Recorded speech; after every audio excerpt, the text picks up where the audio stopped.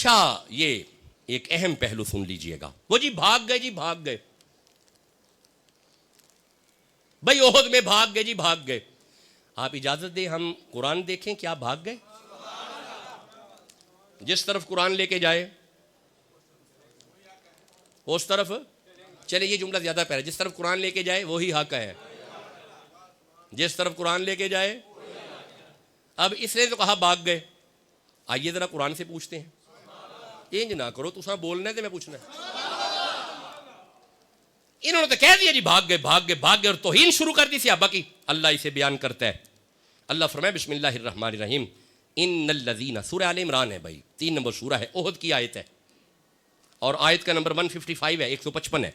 मालिक फरमा रहा है इन्नल्लज़ीना, बेशक वो जो तवल्लौ मिनकुम यौमल तकल जमआनी, वो जिस दिन 2 जमातें इकट्ठी थी ना ओहद के मैदान में, हुआ क्या था। अब सुनो कहानी जो कुरान बयान करता है। इस बद मजहब की ना सुनो, कुरान की सुनो। हुआ ये था, कुछ सहाबा पहाड़ी पर थे, उन्हें फतह नजर आई कि हम जीत रहे हैं। जब उन्हें फतह नजर आई वो पहाड़ी से नीचे आए। काफर ने देखा पहाड़ी छोड़ दी इन्होंने, वो पीछे से हमला आवर हुआ। जब काफर पीछे से हमला उसने किया, खबर फैल गई कि रसूलुल्लाह शहीद हो गए। जब खबर फैल गई रसूलुल्लाह शहीद हो गए, भाग दौड़ लग गई। डेफिनेटली जब खबर फैल गई हुजूर शहीद हो गए तो सबकी भाग दौड़ लग गई।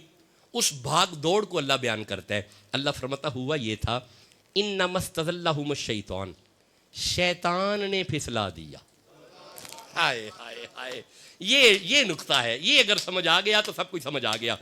इन्नमस्तज़ल्लहुम शैतान, अल्लाह फरमाता है शैतान ने इस्तज़ल्ला किया, शैतान ने फिसलाया, शैतान ने फिसलाया। ये फिसलना पता कैसा होता है? मैं घर से निकला खिताब के लिए तो बारिश शुरू हो गई तो किच्चड़ बन गया। अब सफेद लिबास मैंने पहना हुआ है तो किच्चड़ में मेरा पांव फिसल गया, मैं गिर गया, कपड़े खराब हो गए। मेरा इरादा नहीं था गिरने का, मेरा इरादा नहीं था गिरने का। इसे कहते हैं फिसलना। उनका इरादा तो ना था, बोलो भी तो सही ना, उनका इरादा ना था। अल्लाह फरमाते हैं शैतान ने फिसलाया। जिसे अभी भी समझ नहीं आई उसे अब समझ आएगी। ठहरो, सूरह बकरा की तरफ आओ।